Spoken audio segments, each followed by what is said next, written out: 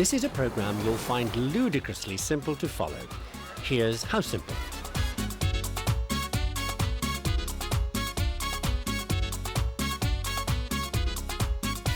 Seguimos siendo la moda como Tommy Hilfiger. You look at me and say yes, yo that's the nigga que te puso a bailar y gritaron ¡Aleluya! Yo bailo con tu jeva y yo bailo con la suya. Homenaje a Selena, griten la gente que no bailan, entonces que se salgan pa' afuera. Pa' la calle sin cotorra. No te mando pa' la. See what I mean? It's going to be elementary stuff. You know, the great thing about history, you don't need to have a PhD to make your mark. For instance, in the 19th century, there's this guy who comes up with only the explanation for life with a capital L. And what is he? An unqualified, self-educated property surveyor who happens to have a bee in his bonnet about bees. Well, insects. Well, creepy crawlies of all kinds. Ends up collecting 145,000 species. That's species, right? Not individual creepy crawlies. And he does it all on his own measly savings. And he does it all in the Amazon. And on tropical islands, getting himself all worked up about how local the locals are. That's creepy crawly locals, you understand. This guy's only interested in creepy crawlies. And he's obsessed about how they got to be so local. I mean, there are so many variations. Beetles on one side of a river are a different variety from beetles on the other side, for instance. Wherever you go, the little beetles seem to have worked out how to adapt to the amazing variety of habitats in the world. When he answers his own question, why do all these varieties get so varied and how? With his own answer, you survive if you fit the local conditions. In other words, the survival of the fittest, he blows everybody away. Well, he would have, except he lets some other guy who has the same idea publish first, and he blows everybody away. A frightfully polite, frightfully British case of, after you, Mr. Darwin. Matter of fact, there's a nasty rumour that our creepy crawly guy sent a letter with the key data in it to the great man, who said he'd only received it, quote, after some considerable delay, unquote. Like, after he'd published. Which is why it's not Origin of Species by Alfred Wallace. Wallace, you can tell, is a noble spirit. With which, by the way, he is also obsessed. Spirits, that is. And ghosts, mediums, trances, that stuff. No problem. Spiritualism is on the minds of some of the greatest scientists of the day. And maybe transferring to other minds. Not surprisingly, Lodge is interested in other kinds of transmission.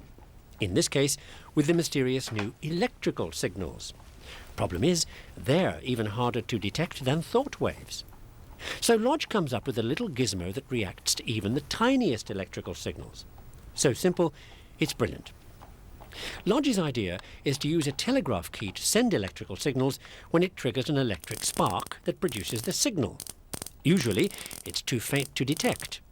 Lodge fills a tube with iron filings that react to the tiniest incoming signal by sticking together.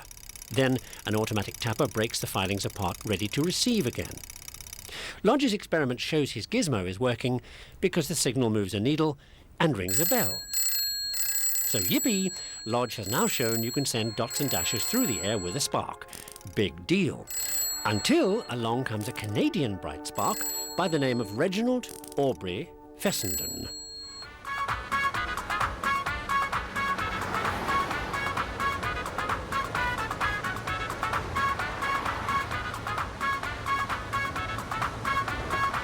This is Fessenden. No, not the car. This. Arrollando, implacable, con sabor latino es Santoni Camilo, con todos los poderes, vacilando en esta radio, no hay pa' nadie. Instead of using that spark that Hertz and Marconi and everybody else has been using, Fessenden was working for the US government on an amazing new thing called radio weather forecasting. has the idea of using not dots and dashes, but continuous waves. Now, how you do that? Get ready for some gobbledygook about transmission and such. Hey man! In 1906, the dude Fessenden makes electricity with an electricity maker. You know, magnets spin round in a copper wire and make electricity. Okay, this electricity goes up a big antenna and out in the atmosphere. In the electric waves you know about. Now here's Fessenden talking at the microphone. And that turns what he says into little waves. And they go on the big wave and what they call modulated. Yeah. At the other end, you just unscramble it all and you get the first radio with talking and music and all that jazz. Cool, man. Oh, yeah.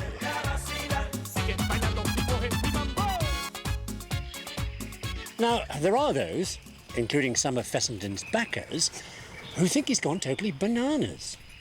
Except for one bunch of people who have gone totally bananas.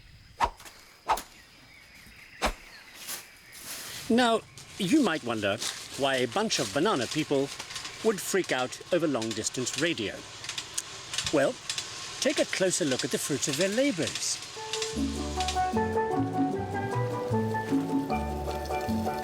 The thing about bananas is they grow so fast. And what that means is, in places like here in the Dominican Republic, you can pick your bananas all year round. And then the clock starts to tick because the second you pick your banana, it starts to ripen.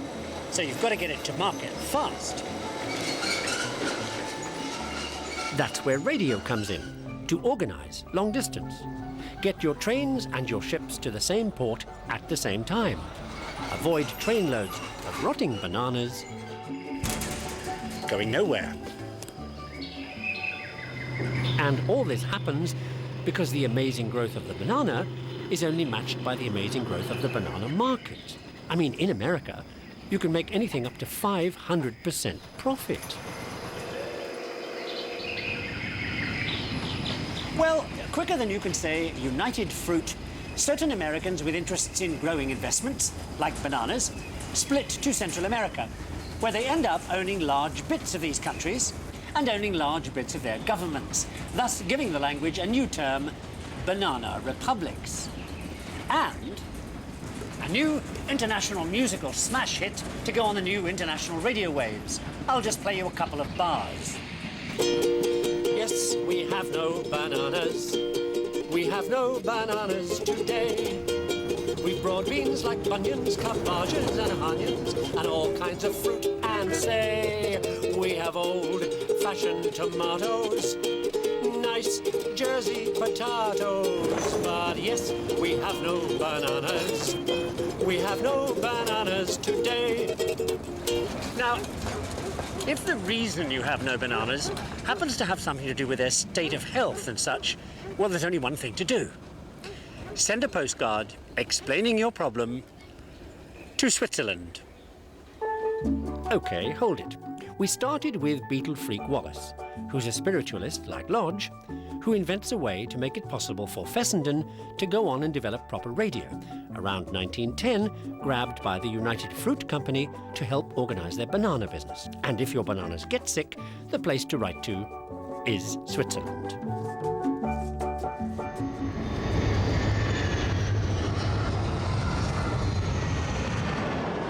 Which, guess what, is where we go next.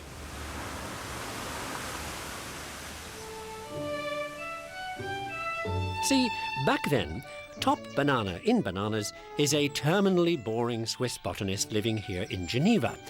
OK, let's see how long I can hold your attention. This guy is the second in what will turn out to be a long line of family botanists. His name is Condol, and he's a professor at Geneva Academy. In 1882, he comes out with a book in which there's the first detailed botanical description and anything you might ever want to know about bananas. Look. OK, had enough? Condol also produces other books you can't pick up. Gripping stuff, the age of trees, how to give a plant a name, the lesser-known diseases of grapevines, and all this described by fellow botanists quite seriously as classics in the field. Still awake? OK, how about this? Take a look at Condol's research notes. How's this for the obsessive noodler's mind at work, eh? Now, the reason this Swiss scientist is so exciting he would cure your insomnia is in this show at all is because Condol does one other thing. He persuades the Geneva authorities here to start using an amazing recent invention, a thing called a postage stamp. By 1874, so many other countries have followed the Swiss example and started mail services that there is a critical postal problem to be licked. Not the stamp. What happens after you stick it on the letter and send it off to foreign parts, wherever they may be? Which back then is anybody's guess. So in 1874, here in Switzerland, everybody gets together to standardise everything. Rates, types of mail, that stuff. At the same meeting, they also OK the use of a weird new postal gizmo recently invented in Austria for expressing the sentiment, wish you were here. A postcard.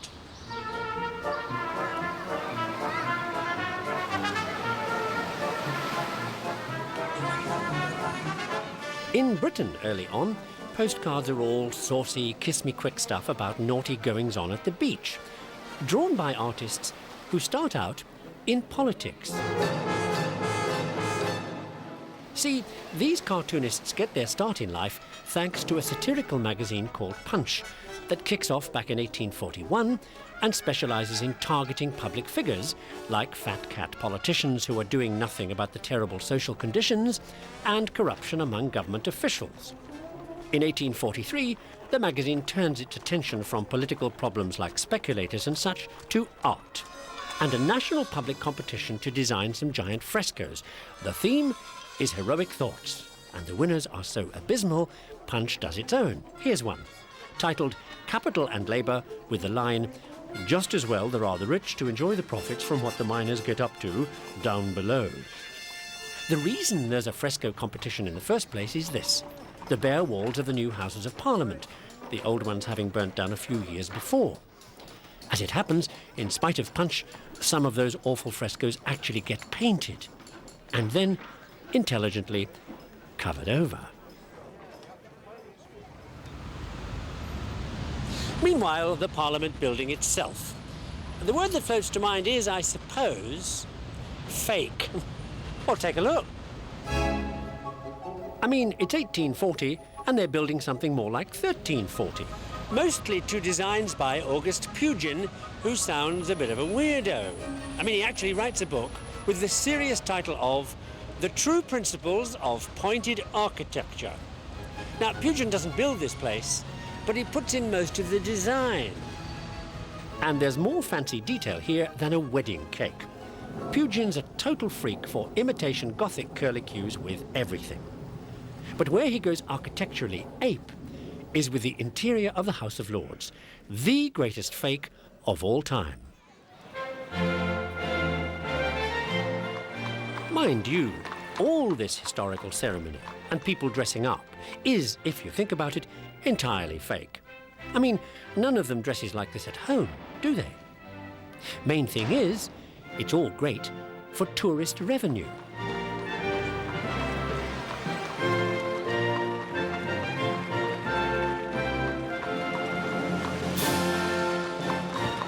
My government intends to govern for the benefit of the whole nation. But the whole point of surrounding your fake pageantry with all this fake medieval Gothic is that Pugin and everybody else regards Gothic as true blue Brit, mother of parliaments, home of democracy, and all that. No devious influences from devious foreign parts. Ironic, really, given where the mania for this Gothic revival actually comes from in the first place. Devious foreign parts.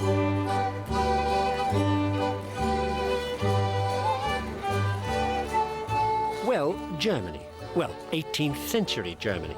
Today, the Baltic Republic of Latvia, where a whole Western cultural movement started with a chip on the shoulder.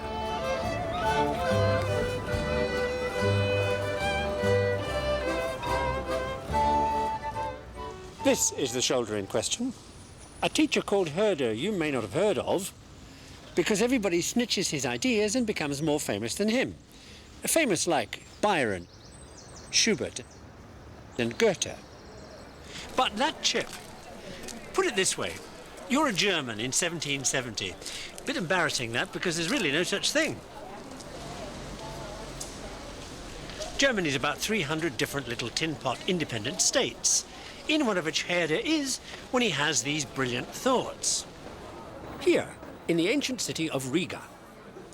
So there's no German national anything, right?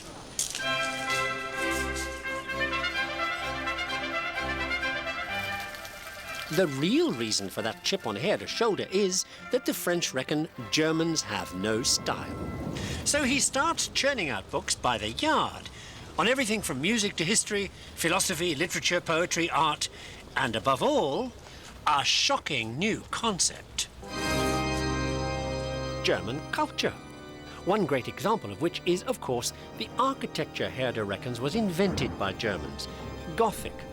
So Herder kicks off the great German Gothic revival that ends up giving the Brits the Houses of Parliament, remember? So now it'll be fashionable to be German. And you can forget all that French Age of Enlightenment stuff about order and logic that has the rest of Europe by the short and curlies at the time. Order is out. Anarchy is in. This idea rapidly turns into the back-to-nature thing we now call the Romantic movement.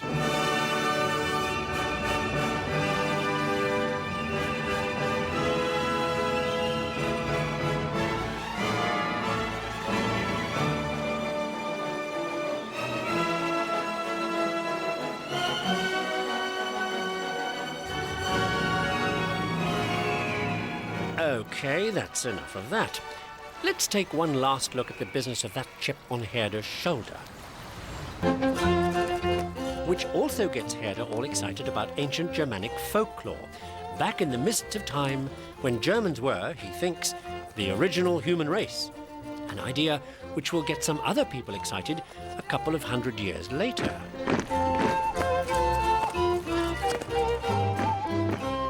Now, a key element of any ancient culture and all that is language. If you could find the ancient original language, you'd be that bit closer to knowing what those ancient Germans were like and why, as Herder says, they were so superior. So, for Herder, it is like dying and going to heaven when he gets to hear of a newly discovered poem dating from, wait for it, the 3rd century. It's in translation, of course. Point being, the original text is so old, it's in a lingo nearly nobody talks anymore. Because here, we're talking ancient tales and legends from the Highlands of Scotland in Gaelic. Hiakiat at an nature shore, a nature bria shore. Now, the reason Herder gets to know about all this ancient Gaelic stuff is because, back in 1760, a Scotsman called James Macpherson is riding all round the Scottish Highlands looking for peasants who'll stand outside their cottages and spout Gaelic poetry for him to write down. If you'll just bear with me till they're settled, I'll get to the point, okay? James Macpherson is behaving in this weird manner for the very simple reason that he doesn't want to see his country Disneyfied, by which I mean letting the English do this to it.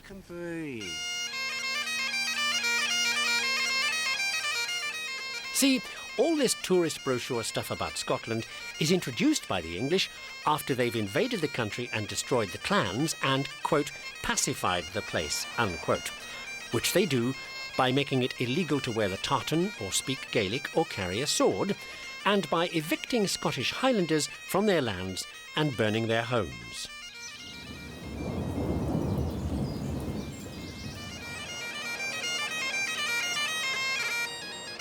So all this unpleasantness is why our friend James Macpherson is scribbling furiously, because he can see the writing on the wall for Celtic culture. Macpherson hopes to stop the rot by publishing a great 3rd century epic poem he's discovered in the Highlands, all about the Celtic hero Ossian. And it's the Ossian epic that blows away that German guy Herder, remember? And starts the whole Romantic movement. Thing is, the whole epic is an epic fake. Macpherson makes it all up, out of bits and pieces he picks up on this tour of the Scottish Highlands, and a lot of stuff he writes himself. And Ossian fools everybody else besides Herder, too. I mean, we're talking an international bestseller in 26 languages. Well, if you're going to fake it, make it a royal fake, right? OK, where are we? That banana scientist, you recall, persuades the Swiss to use stamps on naughty postcards drawn by British cartoonists who ridicule the way their new parliament is fake Gothic, thanks to the Romantic movement, inspired by the great Ossian epic that fools everybody because it's a royal fake. Speaking of which...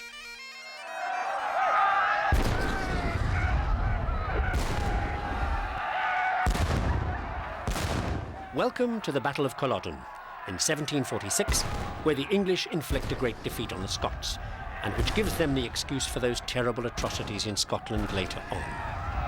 And the reason I said royal fake is because that's who starts all this mess. A royal fake called Charles Stuart, aka Bonnie Prince Charlie, who wants to be King of England instead of the King of England, and who's a fake because he was born in Rome and has never set foot in Scotland till now, and never does again after this little disaster.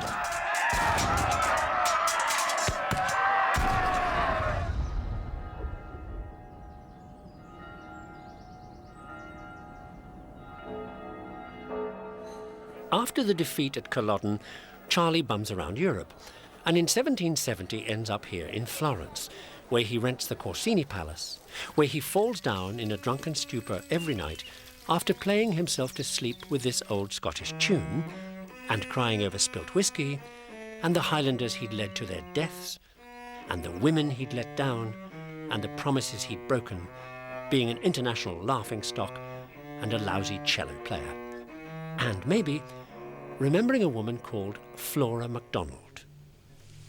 Flora, being a loyal fan, who risked her life for this has-been after the great defeat. She disguises him as a woman and gets him to the ship waiting to smuggle him out of the country, so he can run away.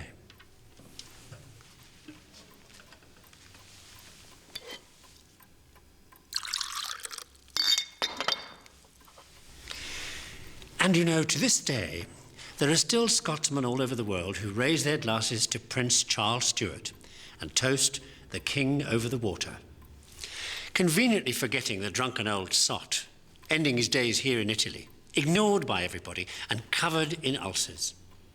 Unlike Flora MacDonald, who makes her own escape to somewhere altogether better for the health. North Carolina, and there where most of those runaway Highlanders end up, because it's a long way from the English, and the American colonists here welcome them with open arms, and most of all, because these trees are what you might call a license to print money. The other money-making product that comes from these trees is just as easy to get at. Make this kind of cut in the tree, and resin oozes out. Put your resin in a still, boil it up, condense the vapours that come out of the still, and you've got yourself every Navy doctor's dream, turpentine. Today, we use it for paint thinner.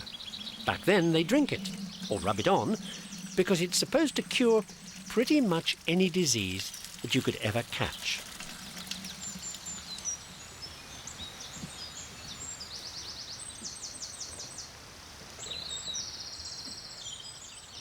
So, in 1775, you're doing all this in North Carolina, you're one of the people helping the British Navy rule the waves.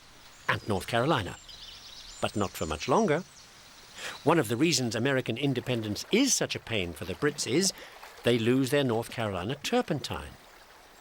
And now here's a really weird connection. North Carolina was originally named after King Charles II, who was also crazy about turpentine, but for a very different reason.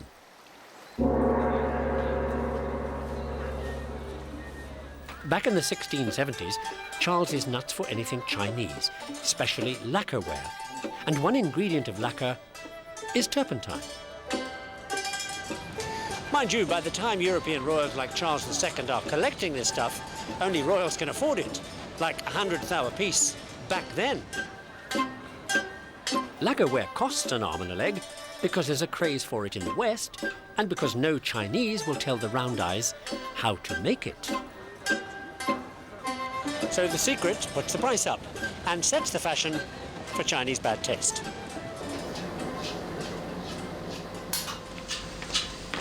Eventually, the crafty Westerners work out that turpentine's involved with the lacquer in some way. Around 1720, some Welsh genius comes up with a fake lacquer recipe.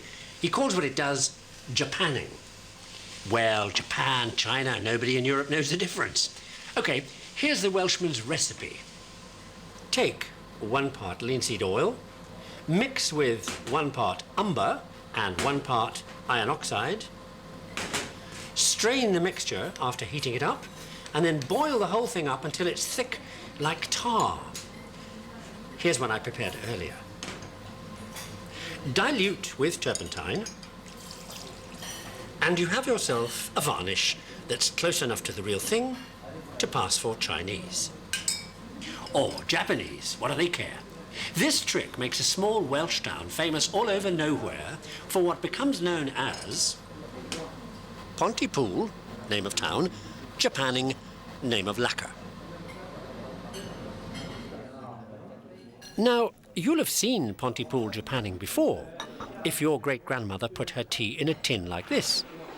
Because the other thing Pontypool is famous for, back then, is the very thin sheet metal they make.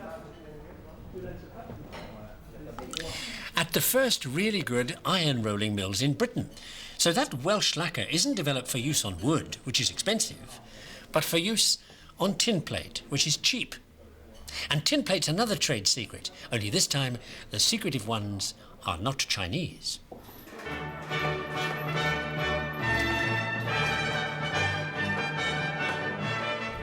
They're Germans, which is why this guy, French Secretary of State Colbert, is making overtures to them and any other foreign craftsman to come to France and get French industry out of the ash can, where it's been since the king spent all the country's money.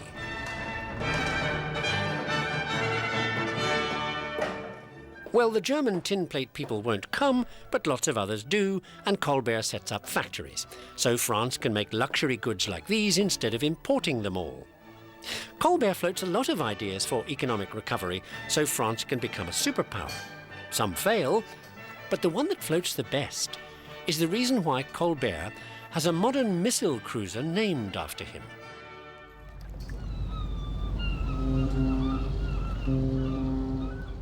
Today's French Navy is only there because back in 1665, when Colbert arrives on the scene, there is no French Navy worth talking about. A few rotting hulks, all chiefs and no Indians. And as for the mariners' morale, well, sinking fast. Colbert himself gets particularly ticked off when he finds out that one day, when they need a spare mast, there isn't one to be found in the entire country. So he pumps in money up the naval yin-yang and turns the whole situation around. He opens new training schools, new arsenals for weapons development, and above all, new shipyards. Here, here, and here. And it all works brilliantly. In no time at all, there are 120 new French warships, backed up by everything else navies are supposed to have. Guns, ammo, that stuff. Thus, putting France back into the superpower league. Matter of fact, Colbert and his grand plan for France is why today, all over the world, they still speak French in much of Southeast Asia, Africa, the Caribbean, and of course Canada. Ex-colonies, thanks ultimately to Colbert. Now, Colbert can't do miracles, so all those new French ships he orders are well equipped with Swedish cannon, Prussian naval stores, Dutch ammunition, Italian masts made of Polish timber designed by English naval architects and built by Dutch carpenters.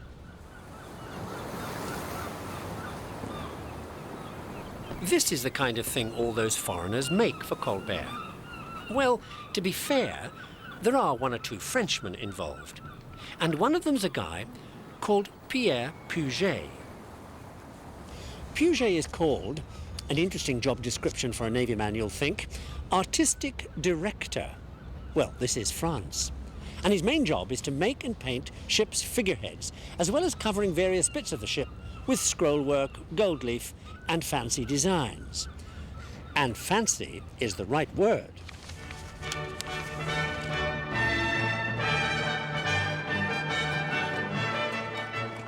As one government bureaucrat remarks, Puget's decor makes his ships look more like palaces.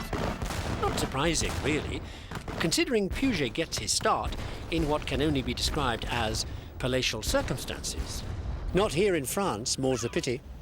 As it happens, Pitti is the name of that palace I was talking about, where Puget gets his first break as a painter. The Pitti Palace in Florence. The Grand Ducal Palace of the Grand Dukes of Tuscany, which we'll get to in a minute. Meanwhile, time for another catch-up. After helping Bonnie Prince Charlie to escape, Flora MacDonald heads for North Carolina, where they produce naval supplies like tar for waterproofing ships and turpentine that helps to make Chinese lacquer that a Welshman puts on tin plate that Colbert wants France to produce as part of an economic recovery package, which includes a new navy with ships decorated by Puget, who gets his artistic start at the Pitti Palace in Florence, where we go next. Crazy for the new astronomy, coming from his favourite egghead, Galileo. In 1657, the Duke and his brother start an Academy of Science, so they can network with other nerds. This gives his dukeship the chance to pick up on the latest amazing discovery by Galileo's assistant Torricelli, who plays with a tube of mercury and discovers the space at the top of the tube. Nothing less than the thing the Pope says doesn't exist. The vacuum. Now, if you ask anybody who worked on the vacuum after this and discovered you could compress air and what it did when you did, they'd say Boyle, of Boyle's Law. Nobody remembers, except every French person, that in France, and only in France, it's called Marriott's Law. One other thing Marriott gets up to is looking at how fountains work. Now, this involves a water supply, and Marriott works out, with astonishing perspicacity, that most of the water supply around almost certainly comes from the sky. So Marriott moves on to weather forecasting, sets up a reporting network all over France. Of course, by the time the reports get to him, they're a little out of date. As usual with Marriott, somebody else has done all the work, a guy named Pierre Perrault, who's another perspicacious genius. He reckons that if rainfall is the source of supply for fountains, it's probably what fills up rivers too. So he spends a year measuring the total rainfall on the River Seine and announces that the River Seine is unlikely to dry up. Well, since it never has, Perrault's astonishing scientific revelation doesn't make much of a splash. Still, he perseveres.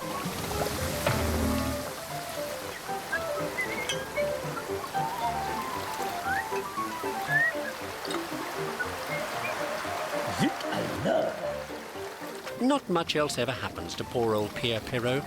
All in all, Pierre never goes anywhere and never does anything much. Bit of a Cinderella, I suppose.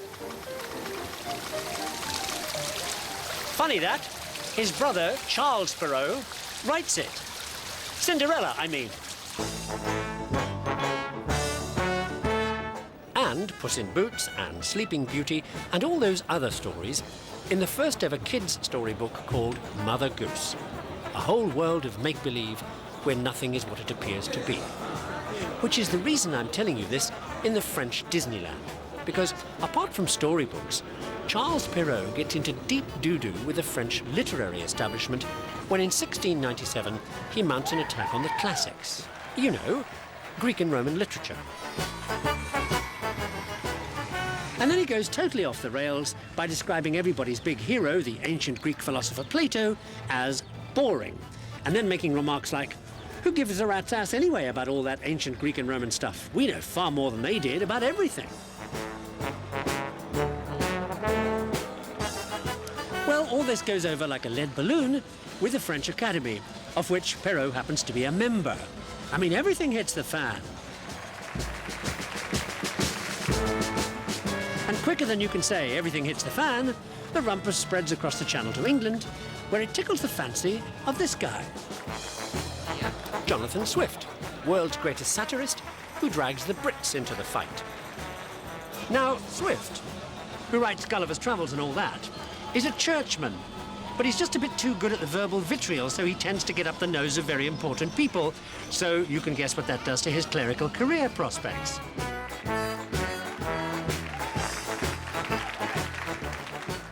See, back then, the way to a comfortable life, lots of food and wine and not too much work, is to become a bishop.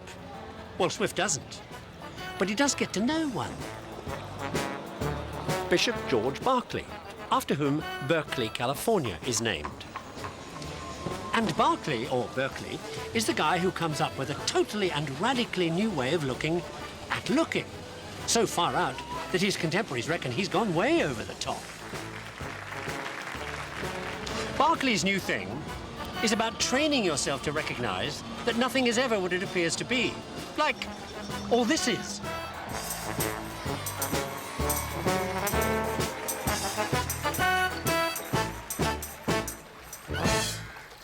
Okay, here's Berkeley's idea about how we look at things and recognize them. Here's how he reckons your brain does it. Okay, here comes something. And it's got legs. Okay, it's also got arms and a head. Okay, legs. Chicken? No. Table? No. Giraffe? No. Human. Okay, arms. Chicken? No. Military? No. Gorilla? No. Human? Right. Okay, head. Chicken? No. Elephant? No. Human? Yes. Okay, got it. It's a human being. Berkeley reckons you recognize features because they're stored in your brain. Everybody reckons he's nuts. This guy, Thomas Young, doesn't. Young is a baby genius. Learns to read at 2. By the age of 4, he's read the Bible twice. An 18th century propeller head.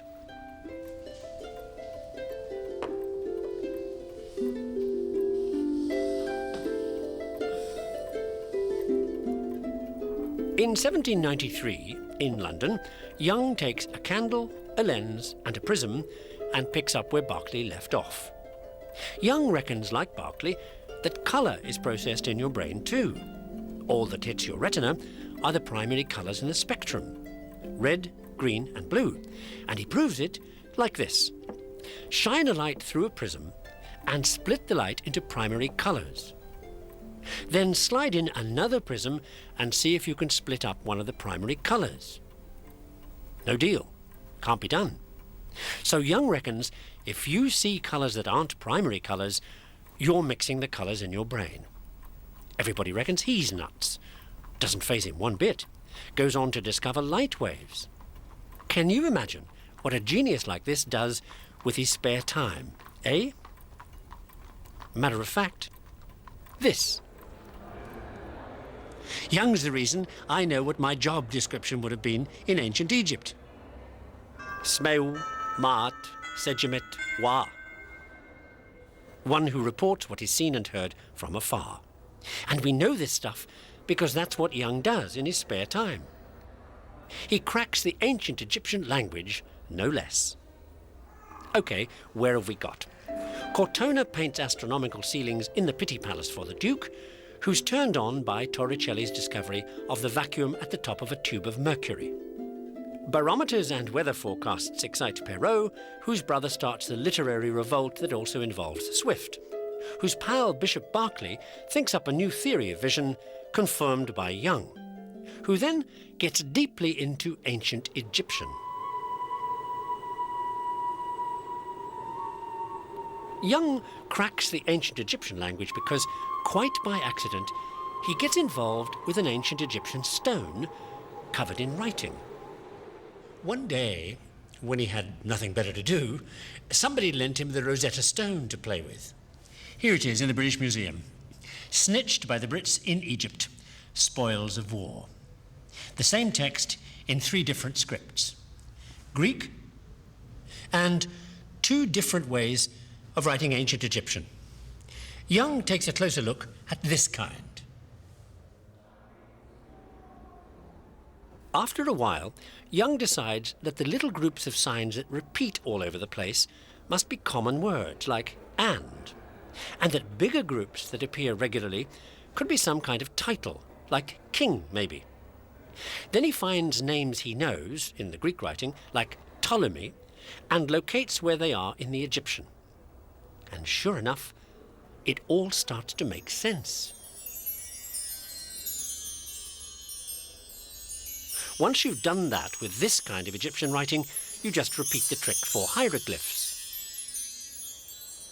All this you can do thanks to this giant book, produced by Napoleon scientists after they invade Egypt in 1799, where, as I mentioned, the Brits clobber Napoleon and then grab the Rosetta Stone. Thing is, the book's got a zillion drawings of what they all saw up the Nile, including a load more inscriptions for the hieroglyph codebreakers to work on. And there are all these drawings because of the speed those Frenchmen were working at up the Nile, getting the lead out, in more senses than one. Because France has just solved the great French pencil crisis.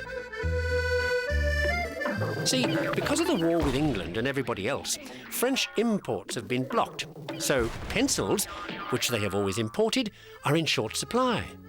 By 1795, things are so desperate, they're licking their stubs. And then French genius solves the problem. A fellow called Nicolas Conte invents a mixture of graphite and clay, and voila, an amazing new artificial pencil lead. That's why that giant pencil sketchbook got done up the Nile. And then published by that pencil inventor Nicolas Conte. Successful guy. A bit of a high flyer, really.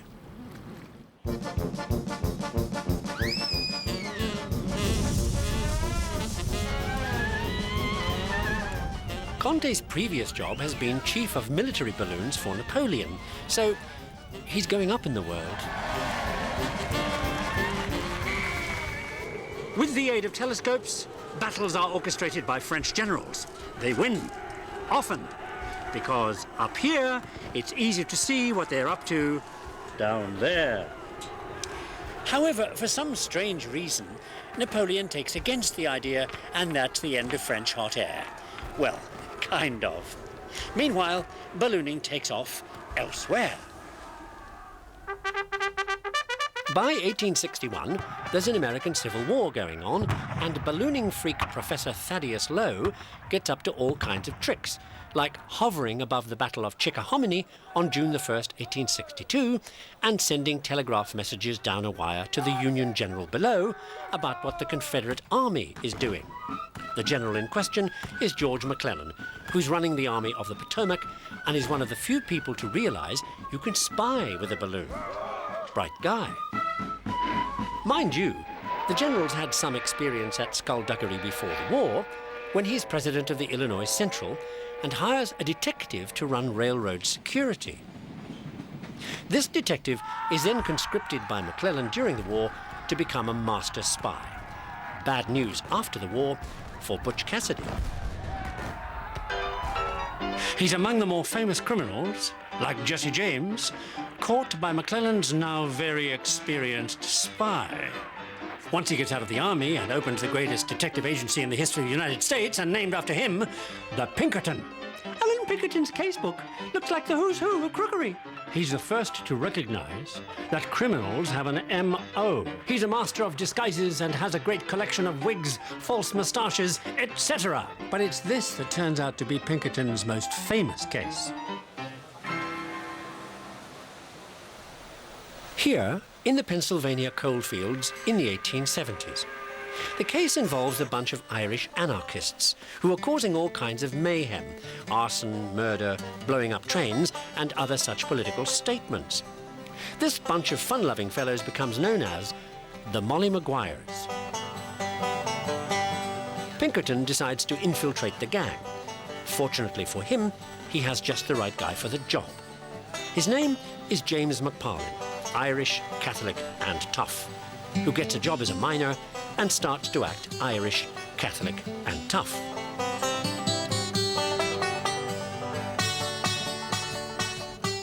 For 2 years, he sends Pinkerton secret reports and avoids killing the people he's been ordered to by taking to whiskey so the mollies will think he's a hopeless drunk, and becomes a hopeless drunk.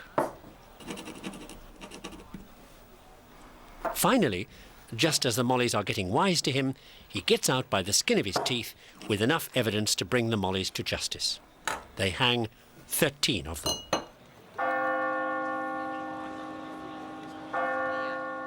McParlin goes off to Denver to recover from the booze and dies a broken man. Still, he does become famous in England.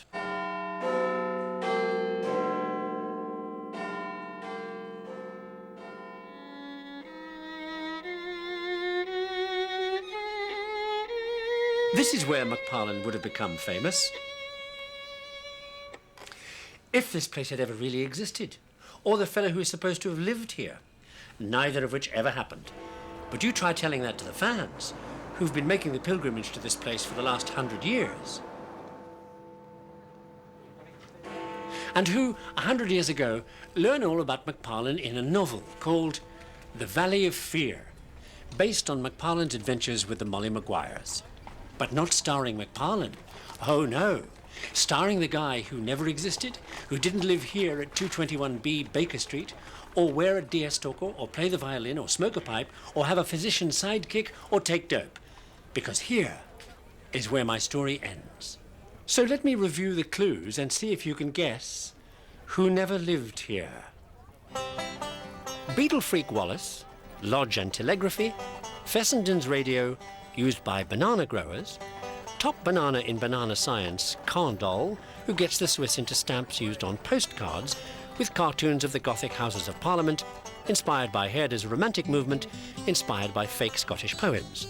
The exiled Scots escaped to North Carolina, making turpentine, used for making Chinese lacquer on tin plate Colbert wants. French Navy decorator Puget, who paints places where they play with barometers. The weather freak, whose brother's writing turns on Swift, whose pal Barclay has visual theories that Young confirms while decoding ancient Egyptian from examples sketched by pencils invented by French balloonists. The American balloon spy Pinkerton and his intrepid agent McParlin, who becomes famous in England. Phew. Got it? Detective McParlin is made famous in England by the greatest detective of them all. Because The Valley of Fear is the last Sherlock Holmes story Conan Doyle ever writes. And that's the end of my whodunit. But if you got the clues as we went along, you got there ahead of me. As Sherlock himself might have said, "It was elementary, my dear Watson."